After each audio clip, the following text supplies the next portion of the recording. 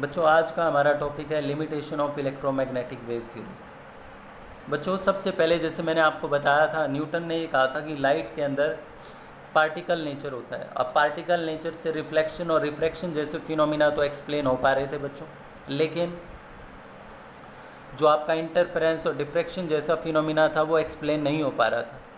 अब जब मैक्सवेल ने ये बताया कि लाइट के अंदर वेव नेचर होता है, तो उसने ईजिली एक्सप्लेन किया डिफ्रैक्शन को, इंटरफेरेंस को और यहाँ तक कि रिफ्लेक्शन को भी। बट अब कुछ ऐसे फिनोमिना जो वेव नेचर से भी एक्सप्लेन नहीं हो पा रहे बच्चों, वो black body radiation, photo electric effect, variation of heat capacity of solid as a function of temperature, line spectra of atom with special reference to hydrogen. इनको एक एक करके हम चैप्टर के अंदर पढ़ेंगे बच्चों। रियलिटी तो ये है बच्चों कि लाइट के अंदर ड्यूअल नेचर होता है, पार्टिकल नेचर भी होता है और वेव नेचर भी होता है। एक्चुअल में जब स्पेस में एनर्जी ट्रैवल करती है तब तो वेव नेचर होता है बच्चों उसके पास, और जब वो किसी ऑब्जेक्ट से, मैटर से स्ट्राइक करती है तो वो कौन सा नेचर शो करती है बच्चों? पार्टिकल नेचर शो करती है। कैसा नेचर शो करती है? पार्टिकल नेचर शो करती है बच्चों। सबसे पहले हम जो इसकी पहली लिमिटेशन देखेंगे ब्लैक बॉडी रेडिएशन कि ये जो कॉन्सेप्ट है, ये कॉन्सेप्ट क्या है और क्यों इसको एक्सप्लेन नहीं कर पाई इलेक्ट्रोमैग्नेटिक वेव थ्योरी, इसके बारे में अभी हम सबसे पहले पढ़ने वाले हैं बच्चों। उसके बाद हम देखेंगे फोटो इलेक्ट्रिक इफेक्ट, ठीक है। सबसे पहले हम देखते हैं ब्लैक बॉडी रेडिएशन बच्चों, इसे स्टार्ट करते हैं अभी। Black body is an ideal body which emits and absorbs radiation of all frequencies. The radiation emitted by these bodies is called black body radiation. बच्चों इसका सबसे बढ़िया एग्जाम्पल जो है वो सन है बच्चों, जो सभी तरह की फ्रीक्वेंसीज की रेडिएशन को एमिट करता है बच्चों। सन सबसे बेस्ट एग्जाम्पल है, ठीक है। और मैक्स प्लैंक ने ये कॉन्सेप्ट दिया था बच्चों, वैसे 1900 में, 1900 सन के अंदर उसने ये कहा था कि जब आप सॉलिड्स को हीट करते हैं ना, दे emit radiation over a wide range of wavelength. They emit radiation over a wide range of wavelength. बच्चों अर्थ के ऊपर अगर आप ये कंसीडर करना चाहते हैं कि अर्थ के ऊपर कौन सी ऐसी आइडियल ब्लैक बॉडी हो सकती है बच्चों, तो सबसे बढ़िया एग्जाम्पल जो हो सकता है, 100% तो नहीं बच्चों लेकिन 99% उसका एग्जाम्पल हो सकता है कार्बन ब्लैक बच्चों।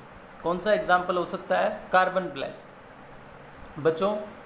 वैसे आप नॉर्मली किसी हॉट बॉडी को अगर आप देखते हैं तो वो क्या करता है? It release radiation over a wide range of wavelength, ठीक है। जैसे एग्जाम्पल के तौर पे देखिए बच्चों, when iron rod is heated it first become red, then yellow, white, finally blue at high temperature. आप ऐसा कलर ऑब्जर्व करते हैं बच्चों, आप लगातार हीट करते जा रहे हैं आयरन रोड को। सबसे पहले वो रेड होगा, डल रेड, फिर डार्क रेड, फिर yellow, progressively white, then finally blue at high temperature. मतलब अलग अलग वेवलेंथ बच्चों। हमारे को तो केवल वही वेवलेंथ दिखाई देती है जिसकी इंटेंसिटी ज़्यादा है, ठीक है। The colour of sequence in increasing frequency, the colour in sequence बच्चों, यहाँ सीक्वेंस इन आएगा। The colour in sequence of increasing frequency और डिक्रीजिंग वेवलेंथ। और ये जो सीक्वेंस है बच्चों कलर की, जो आप देख पा रहे हैं, ये इंक्रीजिंग फ्रीक्वेंसी में है और डिक्रीजिंग वेवलेंथ में है बच्चों। किस तरह से ये जो कॉन्सेप्ट है वो इलेक्ट्रोमैग्नेटिक वेव थ्योरी की लिमिटेशन है उसको हम देखते हैं। जब हम ग्राफ प्लॉट करते हैं बच्चों वेवलेंथ और इंटेंसिटी के बीच में, हम देखते हैं कि वेवलेंथ तो सभी तरह की बच्चों रिलीज़ हो रही है, लेकिन किसी की इंटेंसिटी कम है, किसी की ज़्यादा है, ठीक है। अब जैसे इस पर्टिकुलर वेवलेंथ की इंटेंसिटी सबसे ज़्यादा है बच्चों, ठीक है। और जब टेम्परेचर बढ़ाया तो हम क्या देखते हैं? इंटेंसिटी इस वेवलेंथ की सबसे ज़्यादा है बच्चों, ठीक है। अब देखो बच्चों, जो इलेक्ट्रोमैग्नेटिक वेव थ्योरी थी उसने क्या कहा कि किसी भी सोर्स से जो एनर्जी निकल रही है, light, gamma rays, X ray, UV, वो कॉन्टीन्यूस निकल रही है और वेव की फॉर्म में निकल रही है। और क्लासिकल मैकेनिक्स के अकॉर्डिंग जब एनर्जी कॉन्टीन्यूस निकलेगी तो वो किसके डायरेक्टली होगी बच्चों? इंटेंसिटी के डायरेक्टली होगी, ठीक है। और आप लगातार अगर किसी बॉडी को हीट कर रहे हैं, उसमें एनर्जी बढ़ाते जा रहे हैं बच्चों, तो उसकी इंटेंसिटी लगातार बढ़नी चाहिए। कलर सिर्फ एक ही आना चाहिए और उसकी इंटेंसिटी चेंज कर सकती है बच्चों, लेकिन डिफरेंट कलर्स नहीं आने चाहिए। अगर हम इलेक्ट्रोमैग्नेटिक वेव थ्योरी की बात को कंसीडर करें तो एनर्जी और intensity directly according to classical mechanics, और उसके हिसाब से क्या है बच्चों कि कलर तो सेम आना चाहिए, हालांकि इंटेंसिटी चेंज करनी चाहिए टेम्परेचर के साथ। लेकिन आप क्या देखते हैं कि डिफरेंट कलर्स आप ऑब्जर्व कर रहे हैं, रेड, येलो, ठीक है, ब्लू। अब ये कॉन्सेप्ट इलेक्ट्रोमैग्नेटिक वेव थ्योरी का तो फॉलो हुआ नहीं बच्चों। इस तरह से ब्लैक बॉडी रेडिएशन का जो कॉन्सेप्ट है वो इलेक्ट्रोमैग्नेटिक वेव थ्योरी से एक्सप्लेन नहीं हो पा रहा था बच्चों, ठीक है। वैसे वेवलेंथ बच्चों सभी तरह की एमिट होती है, लेकिन किसी वेवलेंथ की इंटेंसिटी ज़्यादा होती है, किसी की कम होती है, और हमें तो केवल वही वेवलेंथ दिखाई देगी बच्चों जिसकी इंटेंसिटी ज़्यादा है, ठीक है। वैसे एनर्जी कहाँ से कहाँ ट्रांसफ़र करती है बच्चों?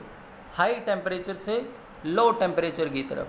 जब एनर्जी ट्रांसफ़र कर जाती है लो टेम्परेचर वाली बॉडी में तो उसका टेम्परेचर बढ़ता है बच्चों, और जब वो हॉट हो जाती है वो बॉडी तो वो उसी एनर्जी को डिफरेंट वेवलेंथ्स की फॉर्म में, डिफरेंट वेवलेंथ्स को वो एमिट करती है बच्चों, ठीक है। अब हम देखते हैं आगे। अकॉर्डिंग टू क्लासिकल मैकेनिक्स बच्चों, जैसे अभी मैंने आपको बताया था, एनर्जी इज एमिटेड और एब्जॉर्ब कॉन्टीन्यूसली। तो एनर्जी और इंटेंसिटी का ये रिलेशन बनता है बच्चों डायरेक्टली प्रोपोर्शनल, इंडिपेंडेंट होना चाहिए उसको फ्रीक्वेंसी और वेवलेंथ से बच्चों लाइट की। Thus, radiation emitted should have the same color throughout, although intensity of color might change with variation in temperature. बच्चों कलर तो सेम ही रहना चाहिए था अगर इलेक्ट्रोमैग्नेटिक वेव थ्योरी की बात सही होती तो, ठीक है। हालांकि इंटेंसिटी को सिर्फ वेरी करना चाहिए टेम्परेचर के साथ, अगर वो बात सही होती तो बच्चों, ठीक है। तो अब हम देखते हैं कि मैक्स प्लैंक ने इसी कॉन्सेप्ट की, जो ये ब्लैक बॉडी रेडिएशन जो एक्सप्लेन नहीं हो पा रहा था इलेक्ट्रोमैग्नेटिक वेव थ्योरी से, तो मैक्स प्लैंक ने क्या कहा उसको लेकर? Max Planck suggested that energy emitted और absorb by the black body is not continuous but discontinuous in the form of discrete packet of energy. बच्चों इन्होंने ये कहा कि एनर्जी जो है ना वो कॉन्टीन्यूस एब्जॉर्ब या एमिट नहीं होती है बल्कि डिसकॉन्टीन्यूस होती है, और वो स्मॉल पैकेट्स ऑफ एनर्जी होते हैं। डिस्क्रीट मतलब इंडिविजुअल पैकेट बच्चों, ठीक है। Each such packet is called quantum, और हर एक उस एनर्जी के पैकेट को क्या बोलते हैं बच्चों? क्वांटम बोलते हैं। In case of light the quantum of energy is called photon. बच्चों अब ये क्या था कि इन्होंने पार्टिकल नेचर बताया, उन्होंने वेव नेचर बताया, जबकि मैं तो आपको बता ही चुका हूँ बच्चों कि रियलिटी क्या है? Dual nature. लाइट का ड्यूअल नेचर होता है बच्चों, ठीक है, ये रियलिटी। क्योंकि आगे देखेंगे हम इस थ्योरी की भी लिमिटेशन है बच्चों, ठीक है। Max Planck suggested energy absorbed emitted is not continuous but discontinuate in form of small packets of energy, ठीक है। और हर एक पैकेट एनर्जी को क्या बोलते हैं बच्चों? क्वांटम। जबकि लाइट के केस में उस पैकेट ऑफ एनर्जी को आप क्या बोलते हैं? फोटोन बोलते हैं बच्चों। क्या बोलते हैं आप? फोटोन। और इन्होंने क्या कहा बच्चों कि जो एनर्जी है ना हर एक पैकेट की, वो डायरेक्टली प्रोपोर्शनल है फ्रीक्वेंसी ऑफ रेडिएशन। क्योंकि बच्चों आप खुद आइडिया लगाइए, जब आप टेम्परेचर बढ़ा रहे थे, आयरन रोड क्या हो रही है शुरुआत में रेड, और टेम्परेचर बढ़ा, फिर वो येलो हुई, लास्ट में जाके ब्लू हुई। आपने देखा कि फ्रीक्वेंसी बढ़ रही है। जैसे जैसे आप उसमें एनर्जी डाल रहे हैं बच्चों, फ्रीक्वेंसी बढ़ती जा रही है, तो वहाँ से इन्होंने क्या आइडिया निकाला कि एनर्जी जो है ना वो फ्रीक्वेंसी के डायरेक्टली है। एनर्जी किसके डायरेक्टली है? फ्रीक्वेंसी के। इसलिए तो इन्होंने बोला the energy of each quantum is directly proportional to frequency of radiation. Energy directly proportional to frequency of radiation. और फिर इन्होंने एक कांस्टेंट दिया जिसको किस नाम से जाना जाता है बच्चों? प्लैंक्स कांस्टेंट के नाम से। किस नाम से जाना जाता है बच्चों? Planck's constant. तो एनर्जी एक पैकेट की कितनी हो गई? h into new. h into new. h is Planck's constant and cold proportionality constant cold Planck's constant. बच्चों इसकी वैल्यू आपको जो है ना ज़रूर याद रहनी चाहिए। प्लैंक्स कांस्टेंट की क्या वैल्यू होती है h की? 6.62 इंटू 10⁻⁻34 जूल सेकेंड।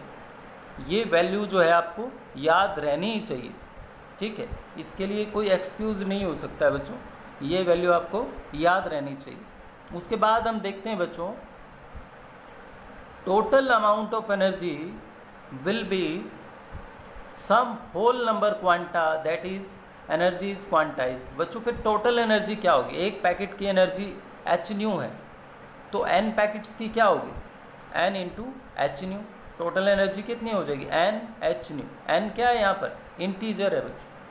तो बच्चों मैक्स प्लैंक ने ब्लैक बॉडी रेडिएशन को एक्सप्लेन करने के लिए क्या कॉन्सेप्ट दिया कि किसी भी सोर्स से जो एनर्जी निकल रही है, मतलब जो ब्लैक बॉडी जो एनर्जी एमिट या एब्जॉर्ब कर रही है वो कंटिन्यूस नहीं है बच्चों, बल्कि क्या है? Discontinuous in form of small packets of energy है, ठीक है। और हर एक पैकेट को उन्होंने क्या बोला बच्चों? क्वांटम बोला। क्या बोला बच्चों? क्वांटम। जबकि लाइट के केस में उस पैकेट ऑफ एनर्जी को क्या बोला गया बच्चों? फोटोन। क्या बोला गया बच्चों? Photon. Energy of each quantum is directly proportional to frequency of radiation. और हर एक क्वांटम की जो एनर्जी है, पैकेट ऑफ एनर्जी है, वो किसके डायरेक्टली प्रोपोर्शनल है बच्चों? Frequency of radiation, frequency of energy, ठीक है। तो एनर्जी डायरेक्टली टू फ्रीक्वेंसी। और h उन्होंने प्लैंक कांस्टेंट दिया बच्चों। h की वैल्यू ज़रूर याद कर लेना, 6.62 into 10⁻⁻34 joule second, where h is called Planck's constant, ठीक है।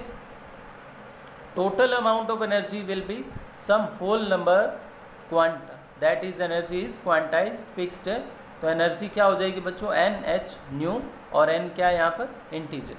बच्चों आज के लेक्चर में आपको जैसे क्या करना है, एक तो लिमिटेशन को अच्छे से याद कर लेना इलेक्ट्रोमैग्नेटिक वेव थ्योरी की।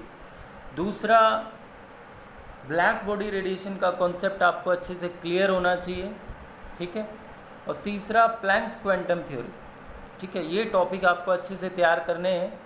हम आने वाले लेक्चर में कुछ न्यूमेरिकल प्रॉब्लम्स देखेंगे बच्चों, और उसके बाद हम क्या देखेंगे बच्चों कि फोटो इलेक्ट्रिक इफेक्ट के बारे में डिटेल से पढ़ेंगे बच्चों, ठीक है। उसके बाद limitation of Planck quantum theory देखेंगे। और एक जो है ना ये आपका फार्मूला है E बराबर है NH न्यू। आप इसको यूँ करके भी लिख सकते हैं, NH न्यू को क्या लिख सकते हैं आप? C/λ। तो आपको पता होना चाहिए कि न्यू कैसे रिलेट करती है वेलोसिटी और वेवलेंथ से बच्चों। ये आपको पता होना चाहिए कि वेलोसिटी ऑफ लाइट किसका प्रोडक्ट होता है? फ्रीक्वेंसी और वेवलेंथ का बच्चों। किसका प्रोडक्ट होता है? फ्रीक्वेंसी और वेवलेंथ का प्रोडक्ट होता है बच्चों, ठीक है। तो ये आपको अच्छे से क्लियर होना चाहिए। उसके बाद अगर हम बात करें बच्चों आज के लेक्चर में, तो आज आप इतना ही करें। हम आने वाले लेक्चर में बच्चों फोटो इलेक्ट्रिक इफेक्ट और कुछ न्यूमेरिकल प्रॉब्लम्स देखेंगे बच्चों, ठीक है। फिर प्लैंक क्वांटम थ्योरी की लिमिटेशन, ठीक है। आज के लेक्चर में आप इतना ही करें।